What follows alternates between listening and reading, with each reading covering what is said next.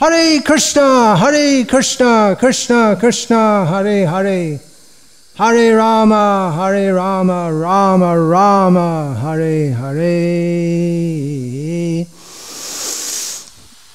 I've been asked by one of my disciples, Tapan Mishra Prabhu, to, on behalf of the Ministry of Education of the GBC, speak on the importance of reading Srila Prabhupada's books, which I'm happy to do. I've done many times. I'm happy to do again. Specifically for the upcoming Shravanam week, which the Ministry of Education, largely inspired by Tapan Mishra Prabhu, is promoting, with the idea that leaders should emphasize the importance of reading Srila Prabhupada's books. As far as the Shravanam week is concerned, I can understand why it's being organized, because there is a perceived problem of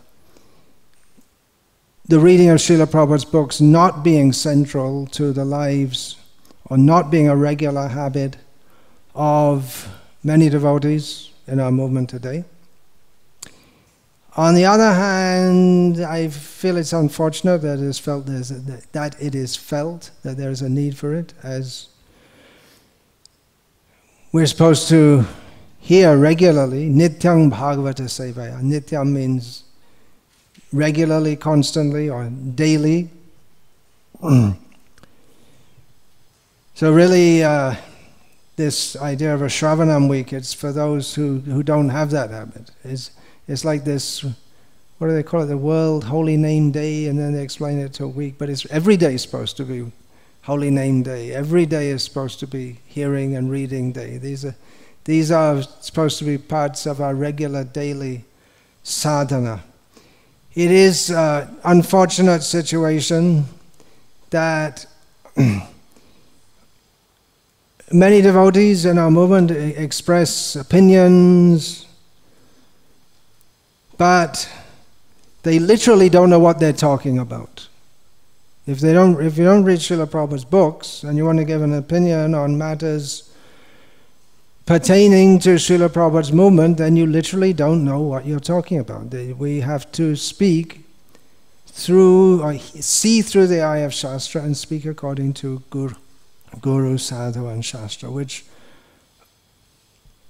for us, at least at the most basic or the general level, we have Guru, Sadhu and Shastra in Srila Prabhupada's books. However, that's another topic. If there are some topics over which there may be disagreement, then we may have to, as Srila Prabhupada taught us, and he himself did, refer to the broader corpus of Shastra and tradition. But as Srila Prabhupada stated, everything that we need to know to become fully Krishna conscious is in his books. As far as various subtle points of understanding, parts of Vedic culture or subtle points of philosophy, we may need to go to and consult other works, as Srila Prabhupada himself within his books and other media expressed. Many devotees take courses, Bhakti Shastra, Bhakti Vaibhav, Bhakti Vedanta, Bhakti Sarvabhauma, at least Bhakti Shastra course, which is good, but it's not a substitute for reading Srila Prabhupada's books regularly. It's not you saying, now I did the Bhakti Shastra course and now I understood everything. And inevitably the Bhakti Shastra courses, because they summarize topics within Srila Prabhupada's books, they can reflect the biases of the educators, or what the educators see fit to stress.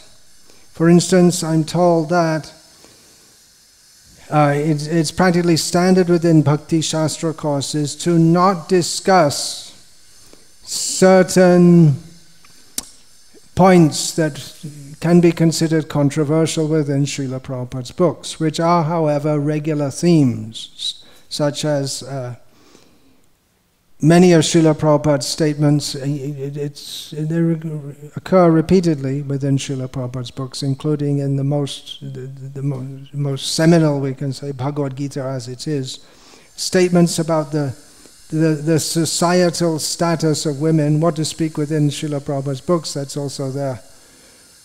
Within the text of the Bhagavad Gita itself, Mam hi partavya pashritya yepi syuf papayoneha striyo vaishas tata shudras tepi yanti param gatim.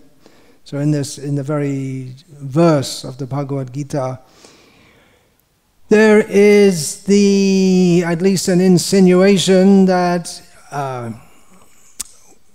women, as well as Vaishyas and Shudras, are of an inferior status, but they nevertheless spiritually can attain all the full mercy of Krishna. But then, coming to the next verse, King Puna Brahmana Punya Bhakta Raja Shayastata Anityam Lokam Imam Prapya Bhajasvamam. Coming to the next verse, it's clearly that societally, those who are Brahmanas and Kshatriyas, they're in a higher position.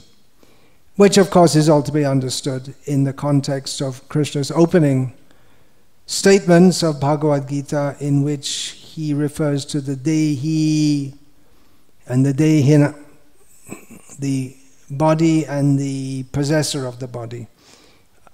In other words, we're not Brahmana, Kshatriyas, Vaishyas, Shudras, or women. So these can be controversial subjects. The status of women, Varnashram roles in particular. Early in his commentary on the Bhagavad Gita, Srila Prabhupada cites that there are 6 kinds of aggressors who can be killed, which is also controversial in an age when there's a lot of push around the world to abolish capital punishment. So there are many controversial topics, and in the Bhakti Shastra courses, which are mandated within ISKCON today, these topics are not supposed to, especially the role of women. It is read and you just gloss over it. So what is implied by doing that is that either we don't agree with what Srila Prabhupada says, or we're embarrassed by it. We'd rather not discuss it because it will evoke controversy. So it can leave an impression in the student that, well, maybe Srila Prabhupada said something which is not quite right and we don't want to discuss it. Or whatever the student may be thinking, it leaves him or her not equipped to defend these points if challenged by outsiders or even insiders. So if after doing the Bhakti Shastra course, major points, in as much as they are controversial, the kind of things that get people speaking, they're not dealt with. At the end of the course, if you're not equipped to defend that, then the course is very much incomplete. And then what do you say? Someone challenged and said, well, that's a controversial point, we don't want to discuss it. And they say, well, it's right here in the book that you just sold me. So what do you don't know yourself what the answer is, or you don't want to discuss it. Something else I object to is that devotees who join our movement under the guidance of certain preachers within our movement, certain groups within our movement, they're told that you have to read other books before you read Srila Prabhupada's books. Only when you get permission can you read Prabhupada's books. We're distributing Srila Prabhupada's books to the public, so maybe better you don't join and become a devotee, then you can read Prabhupada's books without having to be told you have to wait until you can read. You have to, when we tell you, then you can start reading. In the meantime, you have to read other books written by us. Which suggests that Srila Prabhupada's books can't be understood unless you go through someone else first. There may be some truth in that, because many of the topics therein are difficult to understand, but it certainly wasn't Srila Prabhupada's policy that you have to read other books before you read his books. And then also sanitizing, so to speak, Srila Prabhupada's statements by saying, well, Srila Prabhupada wrote all these heavy things, but he could say that we can't understand what platform he's coming from. Well, the reason he wrote his books is to help us understand which platform he's coming from. If by reading Prabhupada's books we remain bewildered and unclear, or we think there's something non-understandable in that, then we're denying Srila Prabhupada's ability to communicate to the world, which is what he was doing by putting his books, by putting all these statements in his books. So just as Srila Prabhupada quotes in his introduction to the Bhagavad Gita, which is a classic work in itself, he quotes Arjuna saying to Krishna, Sarvam etadvritang manye yanmang vadisi Keshava. O Keshava, Krishna, I fully accept as truth everything you say. And Srila Prabhupada states that this is the attitude with which we should approach Bhagavad Gita. If we think that Krishna is just some ordinary person who's stating some opinion, pretty good philosopher, yeah, we'll have to think about that and think, yeah, maybe it's true. If we come with this kind of attitude, then we can't understand Bhagavad Gita. So in the same thing, if we have the same attitude, we're supposed to be followers of Srila Prabhupada. If we have the attitude that, well, Prabhupada, he said so many things, but we don't really have to believe them all, then what is the use of our studying? We won't get the benefit. Not that we read with an uncritical mind. We should read trying to understand. And Srila Prabhupada's books, as is the voice of Shastra, it's trying to help us to understand. It's not like some Christian Bible or Islamic Quran where it's just you just believe it, that's all. Blind faith. It doesn't call for blind faith, it calls for understanding. And Srila Prabhupada's books are unique in as much as they make this esoteric knowledge of Vedic wisdom, of reality, let's not use the term Vedic wisdom, of reality. They make it clear to understand even for people with no background in that culture. So read Srila Prabhupada's books, let Srila Prabhupada speak for himself. What he has to say in his books, let us try and understand that because we don't agree, we may not agree, or we're afraid that others may not agree with some things in the books. Then let us not minimize it or skim over it. Let us try to understand it.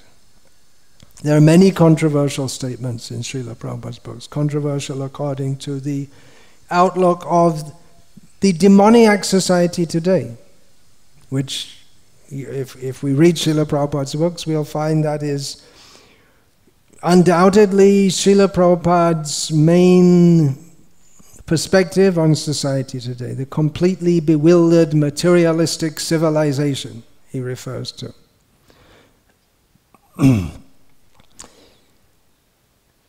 And why he says that? Well, we can open our eyes and see all around us that the materialistic civilization is completely bewildered.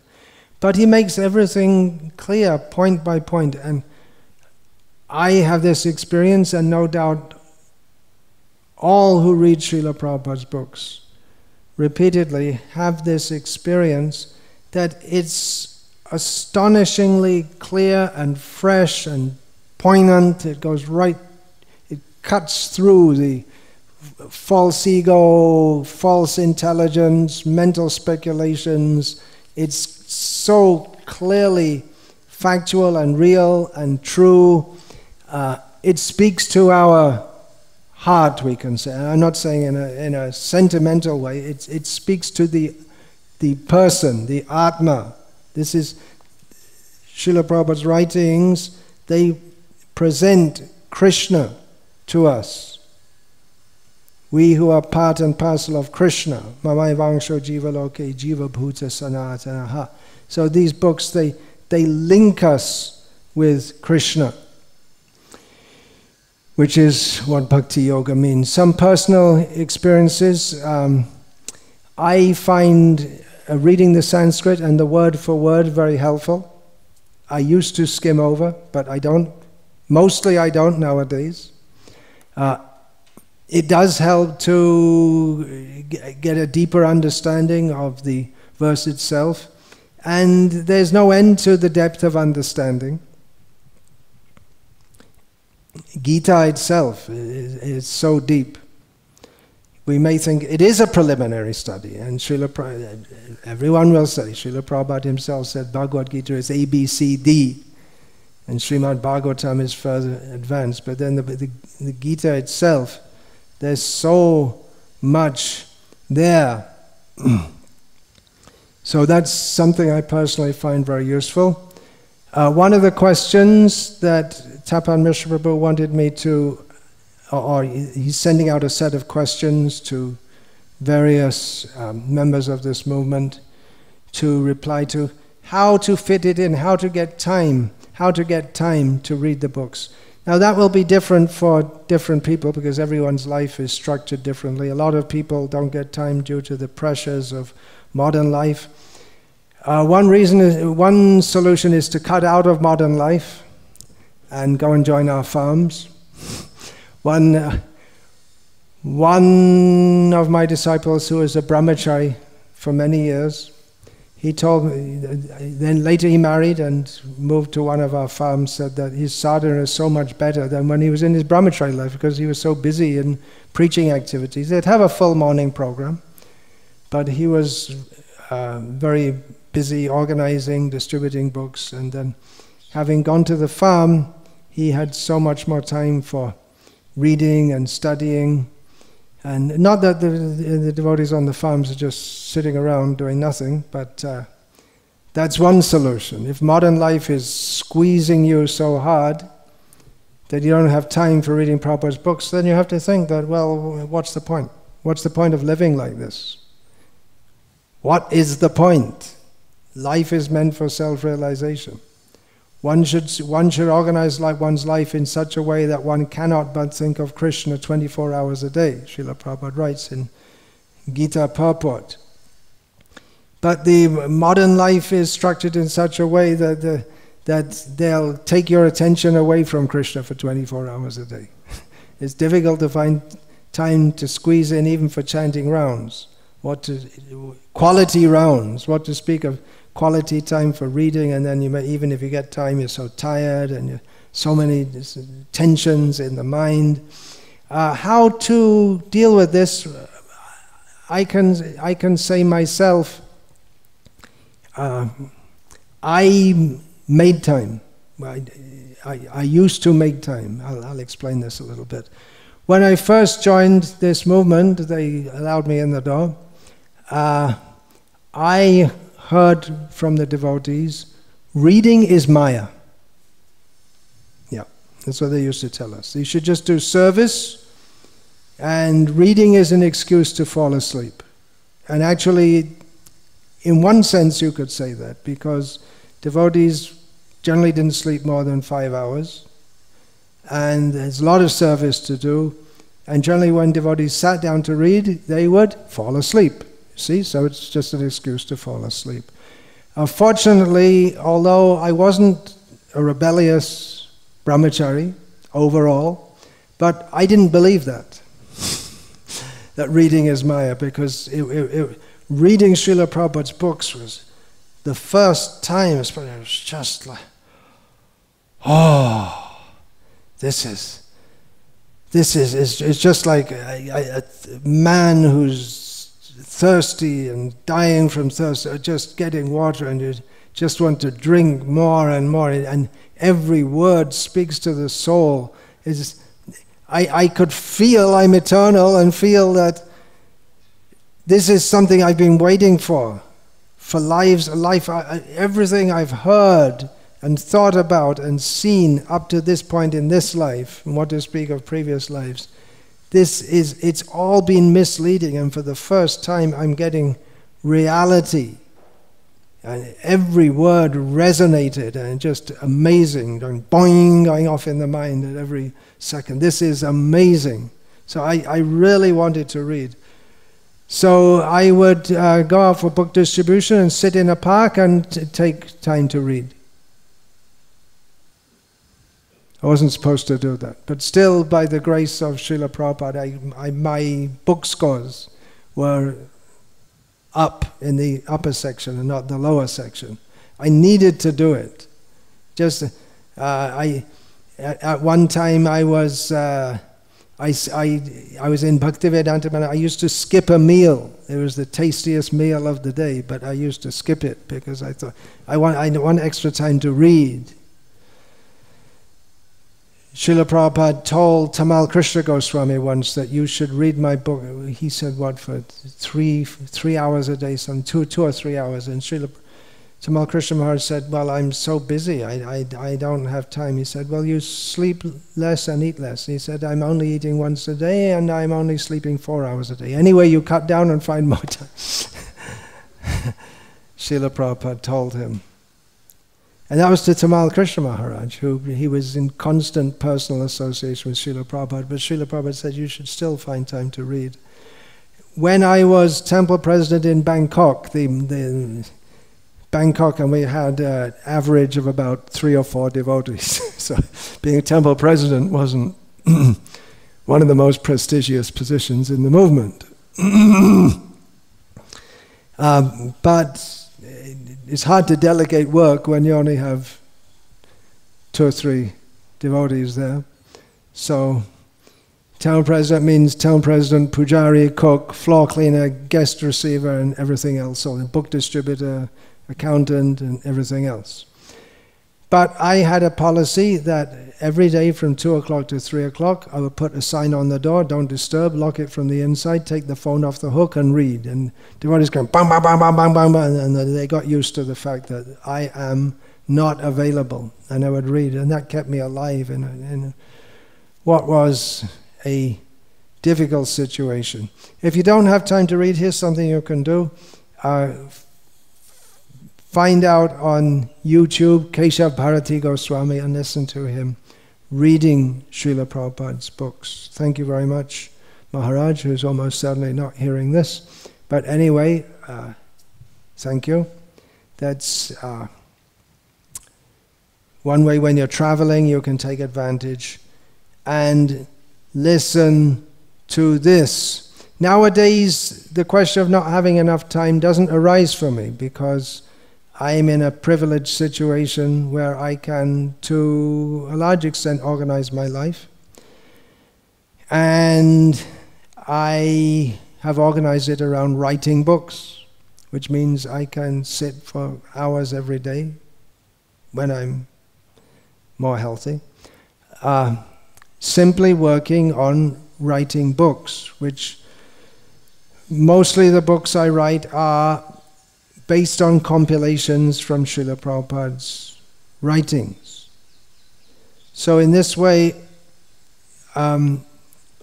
although I haven't, well, especially for this book I've been working on for some time now, The Mood and Mission of Srila Prabhupada, I haven't been systematically reading Srila Prabhupada's books, but all day I'm reading. I have one subject. I have to, okay, there's one subject I have to write on, Srila Prabhupada and book distribution. Then I have to find so many quotes and put them in order, and in this way, that's a relatively easy one. There's topics like understanding Srila Prabhupada, Varni and Vapa, so many different topics. So by the grace of Srila Prabhupada, who gave us all this knowledge, and the fact that I have been absorbing myself in these topics for year after year, I have a fairly good overall understanding of where I can find the quotes. So I take them out and string them, put them in order, from Srila Prabhupada's personal writings, and then his letters, conversations, things that others have said about him. I'm reading a lot about Srila Prabhupada also, things that devotees and non-devotees have written about him. For me, Srila Prabhupada's books, and the knowledge therein, they are integral with my existence. Sarva me tadritang manye yang mang vadasi Keshava. Everything that you say, Arjuna said to Krishna, I accept as a fact. And on that basis, yatejasi tata kuru, Arjuna agreed to do what Krishna wanted him to do. Arjuna got the choice from Krishna. You do what you like, but then having heard Krishna, there was no question in Arjuna's mind what he should do. Karishe vachanang tava, I'll do what you say. So my existence is, Srila Prabhupada's books are integral with that. And they've also been the springboard for me to expand my research and understanding and interest in Vedic culture and philosophy from various sources. Just like here in Tamil Nadu, if you're going to be preaching Krishna consciousness, then it is useful, to say the very least, to have some knowledge of the teachings of the South Indian Vaishnava Sampradayas and the history of the culture and the culture as it's presently working. So these books of Srila Prabhupada have also been the springboard for me to research in various fields. They open a vista to all kinds of everything. Srila Prabhupada himself writes that in Shastra we have the solutions to all societal problems, economic problems, psychological problems, political, everything. So really Srila Prabhupada's books, apart from giving us the knowledge that we need for our own spiritual advancement, they give us the clues by which we can further research and see the world and offer solutions to the problems of the world. Just like Srila Prabhupada, when he arrived one time in Hyderabad, there was a drought going on, and one reporter asked, journalist asked Srila Prabhupada, are you an Advaita philosopher or a Dvaita philosopher? And Prabhupada said, it doesn't matter. Anad bhavanti bhutani, there's a drought. Whether you're Dvaita or Advaita, you need to eat. And you need to eat, you need rain. There's no rain. You need parajanya, you need rain. And it actually happened that at that time Srila Prabhupada, he came and his disciples came, and for the first time they were performing public Sankirtan, and after 2 days, for the first time in about 2 years, there was copious rainfall, proving the point. Yagyad bhavati parajanyaha. From Sankirtan comes rain. So Srila Prabhupada's books, they also form the basis for much further research, and one prime example of that was inaugurated by Srila Prabhupada himself in founding the Bhaktivedanta Institute, in which he wanted disciples of his who were trained in science especially and philosophy to take the teachings that Srila Prabhupada had presented, which are of course the teachings, the essence of the Vedas, Gita, Bhagavatam.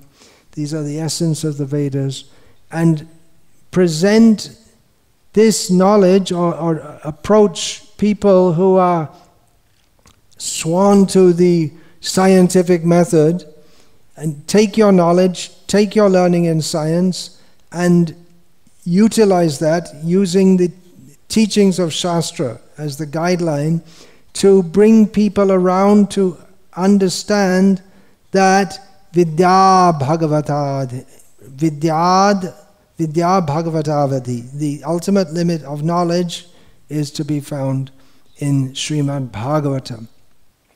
So Srila Prabhupada's books, they give us all the knowledge we need to for our personal spiritual life, and they give us a template on which we can see everything in the world around us and see Krishna everywhere. Yo mam pashyati sarvatra sarvang cha mayi pashyati.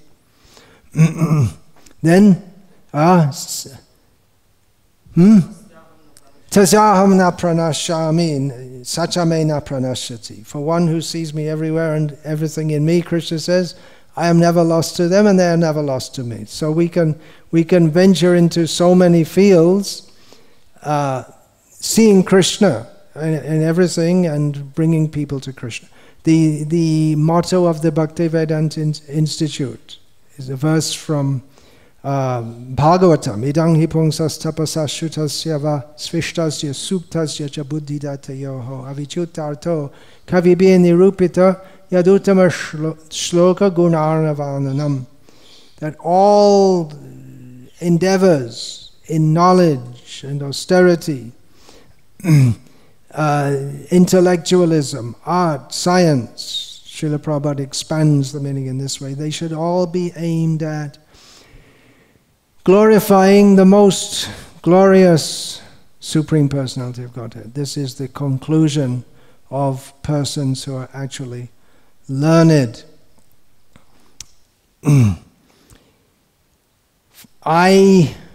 For giving initiation to devotees, generally, there may be cases of devotees who are illiterate, but I generally insist that they should read, before they take initiation from me, at least Bhagavad Gita as it is, the Nectar of Devotion, and the first 2 cantos of Bhagavatam, with the understanding if they read this much, then they'll get a taste for reading and they'll go on and read. They'll make a habit of reading. And there have been devotees who just didn't want to, say, oh, okay, just then whenever you do, then you take initiation. And they wait and wait and wait, and they don't budge, and I don't budge, and eventually they budge and read, and say, oh, now I understand why you want us to read the books.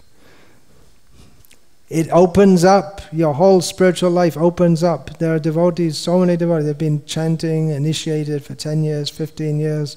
They never read Srila Prabhupada's books. And then if and when they start to do so, they think, oh, why didn't I do so before? I'm missing so much. So why miss it? Ask yourself, what do you want? What is your aim in life? You want to go back home, back to Godhead. You want to become fully Krishna conscious. And Srila Prabhupada is making himself available to you. If you want to know me, read my books.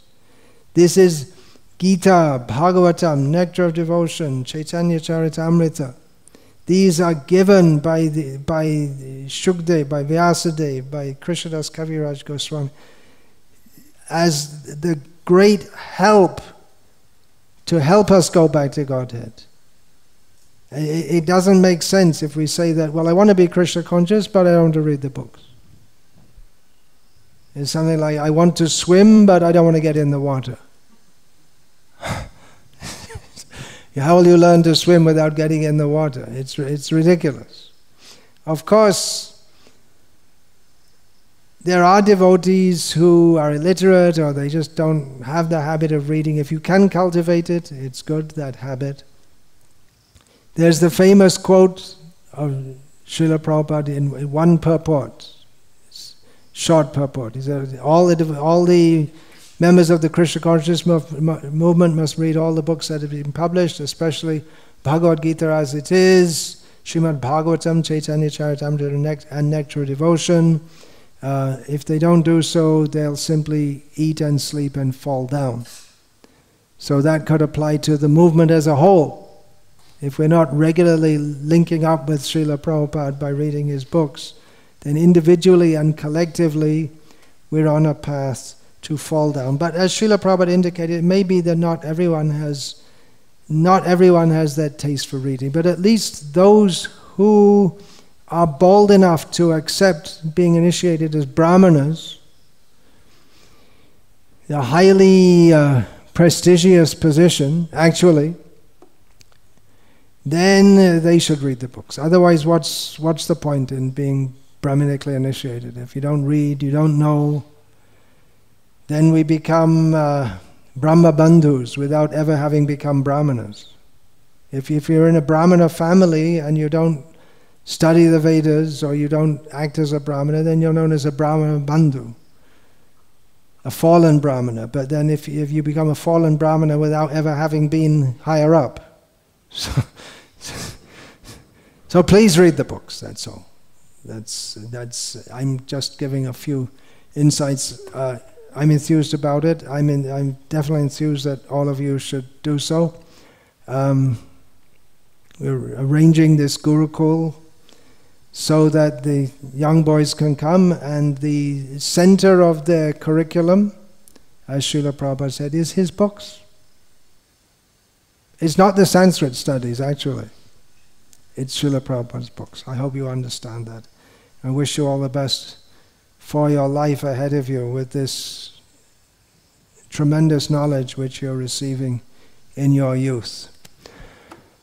Hare Krishna. All glories to His Divine Grace, Srila Prabhupada. Much, much more can be said, but the real thing is to open the book, read it, and make a regular habit of doing so. Hare Krishna. Srila Prabhupada ki jai. Hare Krishna. Vancha kalpatarubhyascha kripa sindhubhyo patitanam pavanebhyo vaishnavebhyo.